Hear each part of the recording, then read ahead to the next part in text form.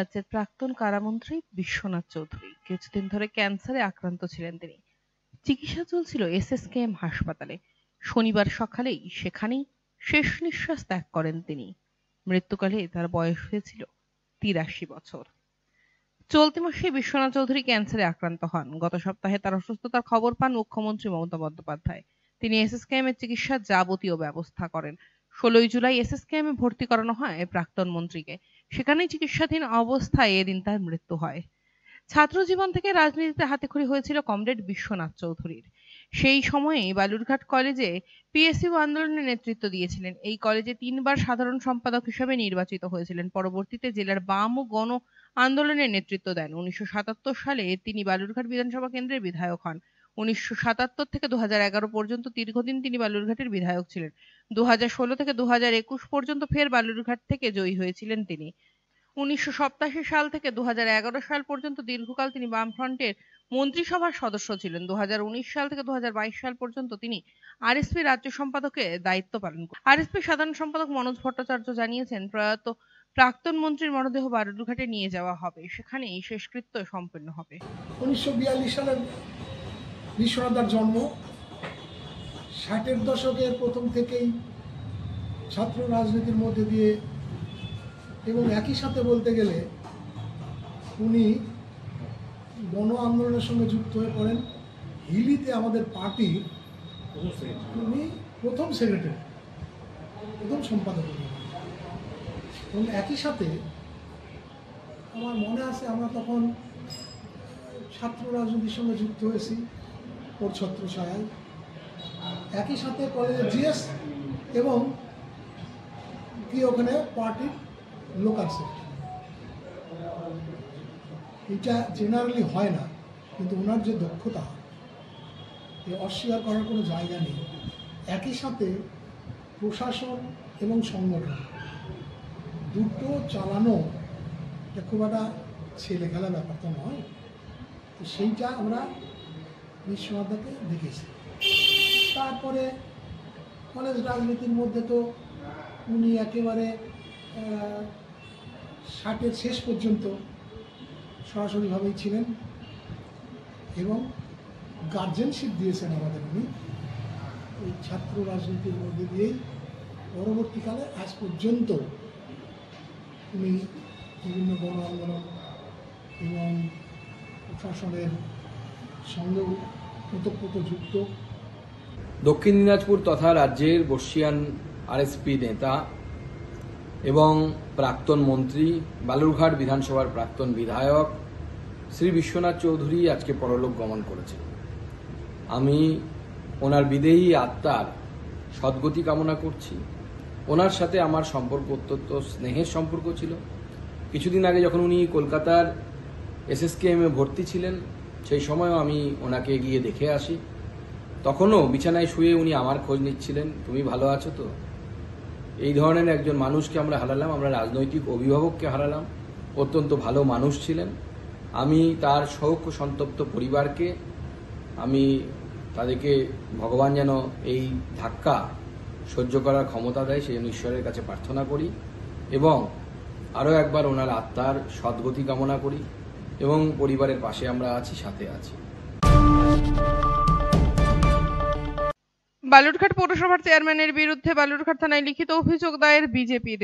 গতকাল রাতে পৌরসভার চেয়ারম্যান অশোক মিত্রর নামে বালুরঘাট থানার মঙ্গলপুরে অবস্থিত বালুরঘাট বিজেপির শহর মণ্ডল কার্যালয়ে অবৈধ ও অন্যায়ভাবে ভাঙার চেষ্টার অভিযোগ দায়ের করেন বিজেপি শহর মণ্ডল সভাপতি সমীর প্রসাদ দত্ত।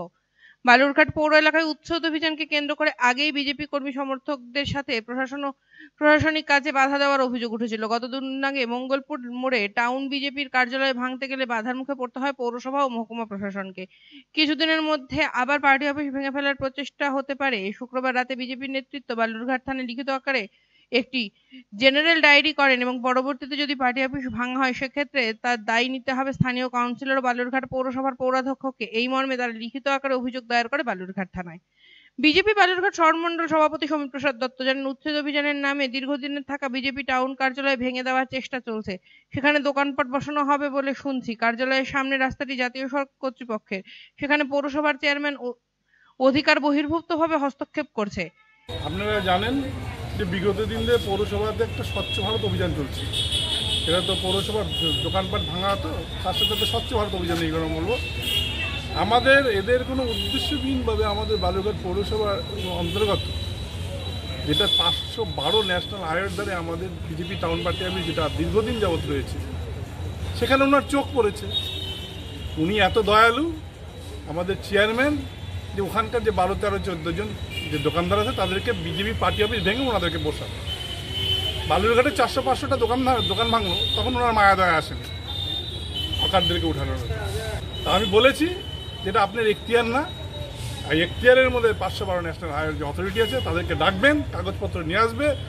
আমাদের ট্যাঙ্ক মোড় থেকে পুরো যেভাবে যত ফিট ওইদিকে দুপাশে যত ফিট করে নিবে সেই ফিট করে নিলে আমি আমার পুরো যদি আমার পার্টি অফিস চলে যায় তাতেও আমি দিতে রাজি আছি, কিন্তু সমস্ত কিছু ভাঙতে হবে।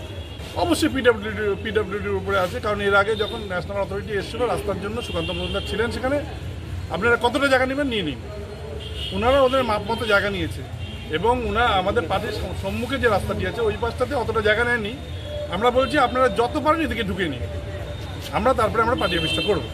সেই সময় জায়গা নিয়ে নিয়েছিল। আমাদের অভিযোগ করলাম যে ওখানকার কাউন্সিলর 8 নম্বর ওয়ার্ডের কাউন্সিলর সুরজিৎ সাহা এবং বালুরঘাট পৌরসভার যে চেয়ারম্যান অশোক মিত্রের এগেনস্টে, কারণ ওনারা উস্কানিমূলক কাজ করছে। পার্টি অফিসের ভেতরে আমাদের অনেক জিনিসপত্র আছে, যদি কোনো রকম অকারেন্স ঘটে ওনাদের সমস্ত কিছু দায় করতে হবে। এই ঘটনার পরিপ্রেক্ষিতে শনিবার বালুরঘাট পৌরসভার পৌরাধ্যক্ষ অশোক মিত্র জানান, মুখ্যমন্ত্রীর নির্দেশ অনুযায়ী গোটা রাজ্য সহ বালুরঘাটেও এই উচ্ছেদ অভিযান চলছে। জেলা প্রশাসনের সিদ্ধান্ত অনুযায়ী এই ধরনের উচ্ছেদ করা হচ্ছে, কোনো পক্ষপাতিত্বতা করা হচ্ছে না এই অভিযানে। মানুষের চলাচলের স্বার্থে এবং শহরের স্বার্থে এই উচ্ছেদ অভিযান প্রয়োজন এবং সেটা আগামী দিনেও চলতে থাকবে। এই ঘটনাটা বিজেপি কি বলেছে বা কি করেছে আমার জানা নেই, আমি আপনার কাছেই শুনলাম। বিষয়টা হচ্ছে জেলা প্রশাসনের সিদ্ধান্ত ক্রমে সমস্ত দপ্তরকে নিয়ে যে টিম, সেই টিমের মধ্যে পৌরসভাও রয়েছে, অন্যান্য দপ্তরগুলোও রয়েছে এবং সেখানে এসডিও সাহেব নিজেও থাকছেন এবং আমাদের পশ্চিমবঙ্গ সরকারের মুখ্যমন্ত্রী মাননীয় মমতা ব্যানার্জির নির্দেশক্রমে সাধারণ মানুষের সুবিধার্থে যে ফুটপাত দখলমুক্ত করার জন্য, পাশাপাশি সরকারি জমি অবৈধভাবে যদি কেউ দখল করে থাকে সেটাকে মুক্ত করার জন্য মাইকিং, অ্যাওয়ারনেস, প্রচার, লাস্ট ডেট সমস্ত কিছু বলে দেওয়া হয়েছে, করে দেওয়া হয়েছে। এখন প্রত্যেকটা রুট করে নিয়ে আমরা সেই অভিযানগুলো করছি আর সেটা কন্টিনিউ প্রসেস, সেটা চলতে থাকবে। আগামী 28শে আগস্ট তৃণমূল ছাত্র পরিষদের প্রতিষ্ঠা দিবস উপলক্ষে কলকাতা শহীদ মিনারের কাছে গান্ধী মূর্তির পাদদেশে প্রতিষ্ঠা দিবস পালন করবে ছাত্র পরিষদের সদস্যরা। সেই উপলক্ষে শুরু হলো আজ থেকে দেওয়াল লিখনের মাধ্যমে প্রচার। এই প্রচারে উপস্থিত ছিলেন তৃণমূল ছাত্র পরিষদের বালুরঘাট কলেজ ছাত্র সংগঠনের নেতা সুরত সাহা। তিনি জানান, আগামী 28শে আগস্ট গান্ধী মূর্তি পদদেশে এক বিশাল জনসভা হবে। সেই উপলক্ষে এদিন দক্ষিণ দিনাজপুর জেলার বালুরঘাটে শহর জুড়ে দেওয়াল লিখনের মধ্য দিয়ে প্রচার কার্য শুরু করা হয়। মমতা বন্দ্যোপাধ্যায় যেভাবে ছাত্রছাত্রীদের ভীষণভাবে উপকৃত করছেন এবং পাশে দাঁড়াচ্ছেন, সেই জন্য এই জনসভাকে সামনে রেখে দক্ষিণ দিনাজপুর জেলা থেকে প্রচুর ছাত্রছাত্রী যাবে বলে ছাত্র পরিষদের পক্ষ থেকে আহ্বান জানানো হচ্ছে। ছাত্র পরিষদের প্রতিষ্ঠা দিবসকে সামনে রেখে আমরা দেওয়াল লিখনের মাধ্যমে বালুরঘাট শহর তৃণমূল ছাত্র পরিষদের পক্ষ থেকে আজকে প্রচার শুরু করলাম এবং আমরা শুধু 28শে আগস্ট আপনারা সবাই জানেন যে আমাদের শুধু নিজেদের জন্মদিন বলে মনে করি না, আমাদের নেত্রীর প্রতি কৃতজ্ঞতা যাপনের দিন। কারণ আপনারা জানেন মা মাটি মানুষের সরকার, আমাদের নেত্রী মুখ্যমন্ত্রী মমতা বন্দ্যোপাধ্যায় যেভাবে স্টুডেন্টের পাশে এসে দাঁড়িয়েছে বিভিন্ন প্রকল্পের মাধ্যমে, তাকে সত্যি কৃতজ্ঞতা যাপনের দিন। আমরা সকলে মিলে 28শে আগস্ট সমবেত হয়ে যাব এবং ধর্মতলায় গিয়ে ছাত্র সমাবেশে গান্ধী মূর্তির পাদদেশে যোগদান করব। একজন মাত্র শিক্ষক দিয়ে চলছে মাধ্যমিক শিক্ষা প্রতিষ্ঠান। শিক্ষকের অভাবে ছাত্ররাই নিচ্ছে ক্লাস। 4টি শ্রেণীর পড়ুয়াদের ক্লাস নেওয়ার পাশাপাশি মিড ডে মিলের বাজার ও অফিসের সমস্ত কাজ সামলাতে হয় প্রধান শিক্ষককে। হরিশ্চন্দ্রপুর 1 নম্বর ব্লকের মহেন্দ্রপুর গ্রাম পঞ্চায়েতের গাংদিয়া বাঙ্গুরিয়া মাধ্যমিক শিক্ষা কেন্দ্রের এই হাল। 5ম থেকে 8ম শ্রেণী পর্যন্ত এই কেন্দ্রতে মোট 81 জন পড়ুয়া রয়েছে। শিক্ষককে একটি ক্লাস নিতে হলে অন্য ক্লাস ফাঁকা থাকছে। একজন শিক্ষককে এই 4টি শ্রেণীর ক্লাস কি করে নিচ্ছেন, তা শিক্ষক নিয়োগ হচ্ছে না, তা নিয়ে প্রশ্ন তুলছেন পড়ুয়াদের অভিভাবকেরা। শিক্ষক না থাকায় একদিন যেমন ছাত্ররা ঠিকমতো শিক্ষা পাচ্ছে না, ঠিক তেমনভাবে প্রতিষ্ঠানের ভবিষ্যৎ নিয়েও দুশ্চিন্তায় রয়েছে অভিভাবকেরা। মাঝে মধ্যে বড়রা ছোটদের ক্লাস নেয়।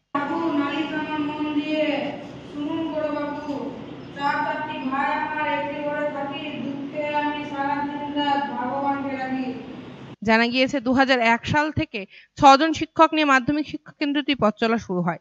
2003 সালে অনুমোদন পায়। সেই সময় 2 জন শিক্ষকের বেতন চালু হয়। এরপর ধাপে ধাপে 6 জন শিক্ষকেরই বেতন চালু হয়। পরে একজন শিক্ষক মারা যান ও বাকি 4 জন ধীরে ধীরে অবসর নেন। তারপর থেকে আর কোনো শিক্ষক নিয়োগ হয়নি এই প্রতিষ্ঠানে। 2022 সাল থেকে এখনো পর্যন্ত মাত্র 1 জন শিক্ষকই রয়েছেন।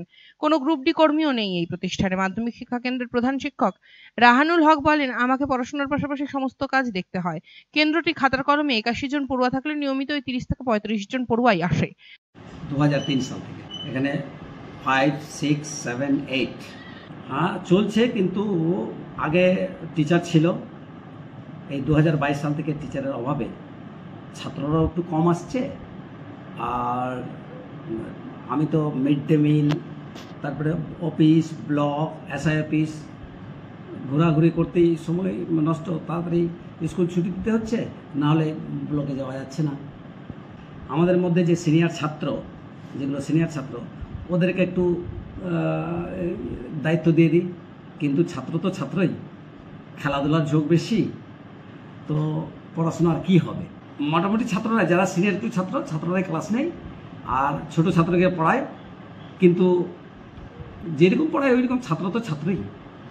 এই তো 15-20 দিন হলো আমরা বিডিওকে জানাইছি, এসআইকে জানাইছি, ইএনওকে জানাইছি, আর রাজ্য শিশু শিক্ষা মিশনের ডাইরেক্টরকে আমরা জানিয়েছি। শিক্ষকের অভাবে জন্যই ছাত্ররা আসে না বলেই জানিয়েছে স্থানীয়রা। যে মাস্টারের অভাব আছে, মাস্টারের অভাবের জন্য ছেলেমেলে ইদিগুদি হয়ে যাচ্ছে। আর এখানে এই স্কুলে কোনো ধনীপতির ছেলে নাই, মেয়ে নাই, সব গরিবের। আমিও যে আছি, আমিও গরিব। দরকার হলে আমি ছেলেপেলেকে নিয়ে ফের বাইরেও চলে যাচ্ছি খাটার জন্য। হ্যাঁ, এখানে যদি মাস্টার থাকতো কারো দুটা, তো ছেলেমেলে শিক্ষিত হতো। গরিবের ছেলেরা তো আর বাইরে পড়াতে পারবে না, এখানে হলে ভালো হতো।